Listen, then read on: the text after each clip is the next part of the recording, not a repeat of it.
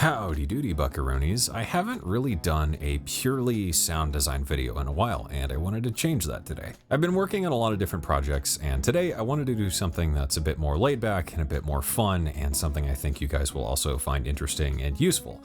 Today I'm going to show you a bunch of my techniques for creating really cool hard-hitting drums for things like drum and bass, neurofunk, skull step, dubstep, smash step, toilet step, whatever, just big, aggressive, bass-heavy genres that are just a lot of fun to make. Everything I'm going to be showing you here today can be done in any DAW with the stock plugins and some free samples. If you don't have any samples to get started, I'll link some down in the description that you can grab, and by the end of this video, you should be able to make some pretty kick-ass drums in only a few minutes. So pour yourself a drink, take your pants off, settle in, and let's get started. In my time as a producer and sound designer, I've made a lot of really cool sounds and a lot of really bad sounds. So in this video, I wanted to try and distill as best I can all of the top tips I have to make these drum sounds quickly and efficiently, whether you're working on a new track and inspiration is struck and you need some cool drums that are unique to your track, or maybe you are a sound designer and need to make a bunch of drums as quickly as possible. This process is not only good for getting good results, but also very time efficient. First things first, you're going to need some breaks to work with. So I've got some samples here. This is the initial sample. Now, what you use to start off doesn't matter all that much because every one will give kind of a different result, but I recommend finding something that sort of has at least the vibe you're going for. Maybe it's crunchier, maybe it's tighter and snappier, just keep that in mind, but for the most part, you could just grab a break or make a break, and that should be what you need to get started. The key here is to get a break that's at that drum and bass type tempo, usually 165 and up. In this case, this one is at 171, because what we're going to do is slow this down and really bring out that heaviness. So what I did is take that sample and I put it into repitch mode in DAWg, which acts like a tape player. In your DAW, this might be called something different, but basically you want a time stretch mode that will pitch it down as you slow it down like a tape player or record player would. Now, that by itself is going to make this break sound really cool and heavy. Now it sounds like this.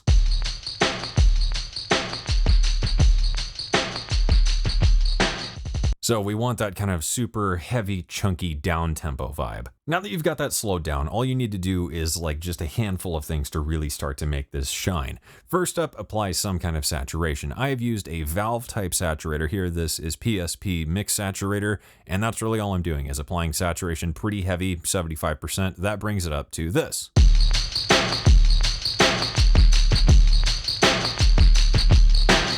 Now, you might be thinking, wow, that's really crunchy and really loud, and Cameron, distortion reduces the dynamic range because distortion is a lot like compression, and that's totally fine. It's not going to matter here in a few minutes. We really just want to make this big and thick and mean because we're going to deal with all the rest of that later. Next up, adding some kind of reverb that's relatively short. I have a decay time of 0.2 seconds here mixed in probably 45%. This is Oral River, which is absolutely free, so you can use this exact reverb or your DAW's stock reverb. Just make it really short and mix it in just under halfway. Then maybe add a low pass filter. In this case, we can maybe shave this off even sooner at about 5K. You could high pass as well, but not super important. This is what this is going to bring this break to now.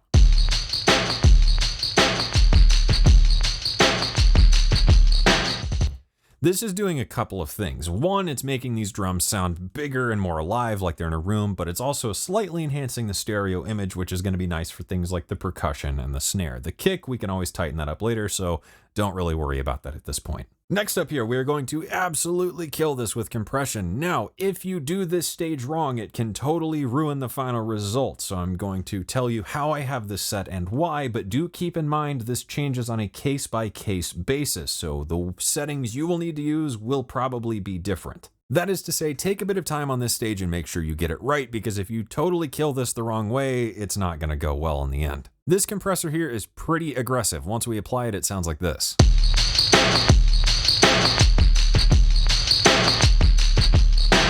As you can see, I'm pretty much slamming that. The meter is pretty sausaged out, and we're bringing out a lot of that detail because we're just crushing this thing totally. In terms of the threshold, I'm going for just about minus 12 minus 20, somewhere there. I mean, pretty aggressive compression overall. For the ratio, I usually stick to 4:1, maybe up to 8:1, but that's usually only in the case of very tight breaks. I find for things that are a bit more loose and groovy, 4:1 is usually a good place to be. The attack and release here are the really important settings, and you want to make sure you get this right. So the attack is going to determine the amount of snap and transient that we get. If we bring this down to something really fast and aggressive, you'll hear that it doesn't really snap and pop in the same way. That might be a bit hard to hear with YouTube's compression and stuff, but you can try this on your own to see the difference. Now, if we bring the attack open a bit more, we're getting a bit more of that crack on that initial transient. Now, this is an FET style compressor, which is known for being very fast and aggressive. So in this case, we might open this up to as long as it'll go, which is, maybe 10 to 50 milliseconds. And now, that is really cracking hard. So we're going to back this off just to shave off that point where it's a little too much. So probably about 5 milliseconds to 8 milliseconds. So we're getting things that are really squashed, but still have a bit of snap. Now, in terms of the release, this is set based on the timing of the break. So I'm going to set this to where it almost resets by the time the next transient's going to hit.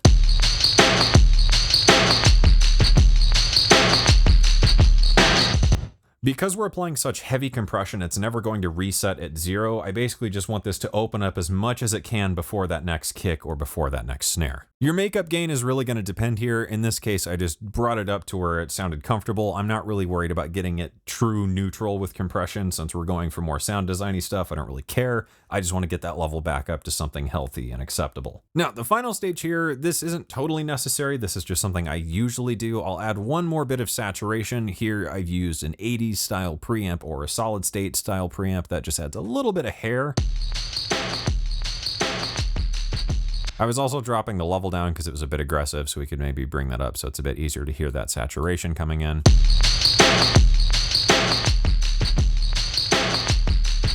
So you'll hear it just makes things a bit more bitey. Then finally, I've got a brick wall limit here to just absolutely stop this at 0.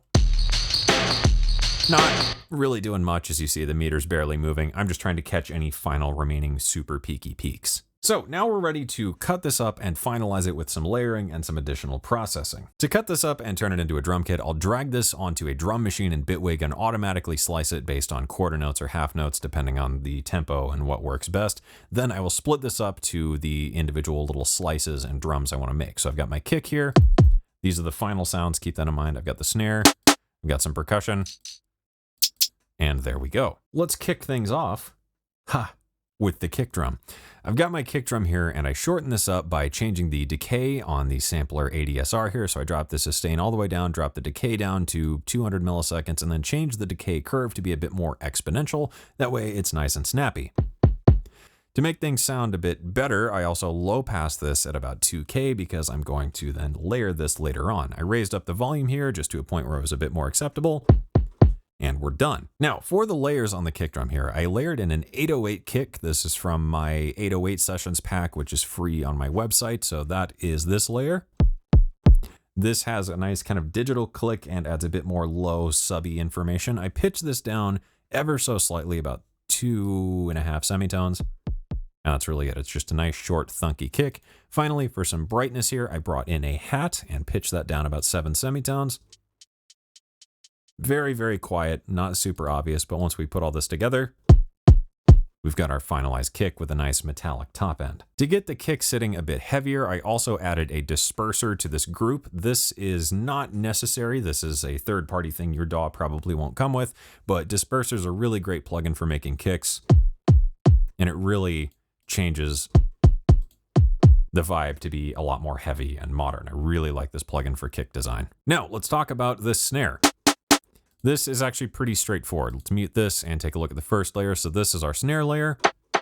Very, very similar stuff here as with the kick. I shortened it by dropping the sustain of the envelope all the way down, dropped the decay to 80-ish milliseconds, changed the decay curve ever so slightly, raised up some volume, and then used a bandpass filter. Without the filter, it doesn't really have that same knock, but once we bring it in, we get a bit more of that kind of punchy snap. Then to bring out the brightness, I layered in an 808 snare from my 808 sessions pack, which sounds like this. Just kind of your typical trappy 808 snare, shortened it ever so slightly.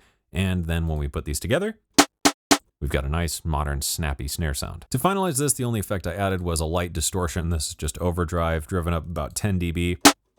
And that really makes that snare jump out because it's louder, but it also saturates and brings out some more details. Now, percussion is where things can get a bit tricky. This is the first percussion sound here. And I had to go in and really kind of fine tune this to find a point where it had a nice snap, but wasn't too much. I opened up the attack here to get rid of the transient so it wasn't so overly clicky. So I upped this to about 15 milliseconds or so. And that makes it a bit more splashy. Raise some volume and then high passed the hell out of this. Without the high pass, there's a really big aggressive low end. With the high pass, nice and thin, sounds more like a hat. Dropped the decay and made it really short with a more exponential curve. Ta-da. I pitched this up as well, about 3 semitones. Makes it a bit brighter and sits more where it should. And then I layered that with an 808 hat here. Not really anything to talk about here. Up the attack slightly just to remove kind of a tick and then raise the pitch 4 semitones or so. Layered together, we get that. You could also pan these layers out, which is a good tip, or maybe run it through a very subtle chorusing effect to make a nice stereo hat. Finally, for this percussive layer here, very quiet. It's more tambourine-ish, pretty much the exact same thing. I high passed here, and that was really all I did. I didn't change much. I upped the attack slightly and then changed the decay to 300 milliseconds. And that gives me just kind of a secondary percussive element. Now, to get these sounding more like drum and bass, neurofunk, dubstep, whatever drums, we need just a tiny bit of post-processing, and it's really straightforward. First up, I've got another compressor here. The attack is relatively slow, 10 milliseconds. Release is timed to the track, really. So that just makes things a bit snappier and punchier. Threshold-wise, aiming for 8 dB of gain reduction, 4:1 ratio, not really much else to talk about there. This here is the sauce. This is FreeClip, which is an absolutely free plugin. Your DAW should come with some kind of clipping, soft clipping utility. This is just what I use. It's got a bunch of different modes that can be very useful on different material. You might need to experiment with the mode, but basically, it just makes things hard as hell. It's also very loud, but man, this just makes things slap. Now, at the moment, I'm clipping this at like -3 dB, which is a bit more subtle. We could go a bit more aggressive and make these really hard, but this just really depends. So experiment with the clipping ceiling a bit, but adding some kind of clipping utility can just add that extra layer of aggression, because modern hard-hitting genres often feature really clipped sounding things because people tend to drive things damn near to the red. One thing to keep in mind is using oversampling with this type of processing. In this case, I went for 8x oversampling, but usually I will render this with the highest oversampling available, especially for things like hi-hats or cymbals if I'm running those through any kind of clipping, because it can get really gross sounding. This is also important with really low-end information like kick drums, so do keep that in mind. The output gain here was cranked a lot because the drums were pretty quiet, so this just raises everything up to a pretty acceptable level. Now, finally, I like to add some kind of bus compressor to the drums here. If we take a look, this is not doing all that much. This is just kind of a thing I do when I do drum loops for sample packs, and also especially just for drum and bass or other heavy genre drums. It's nice to add a little bit of bus compression. This is a 2:1 ratio, going for maybe 2 to 4 dB of gain reduction on the hardest parts. The attack is pretty quick and the release is timed to the track. Not much else to know there. And there you have it.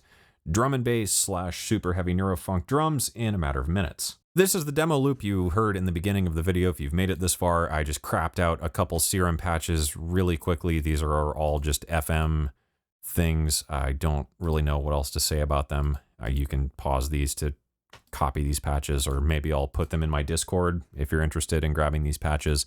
And when you put it all together, it sounds like this.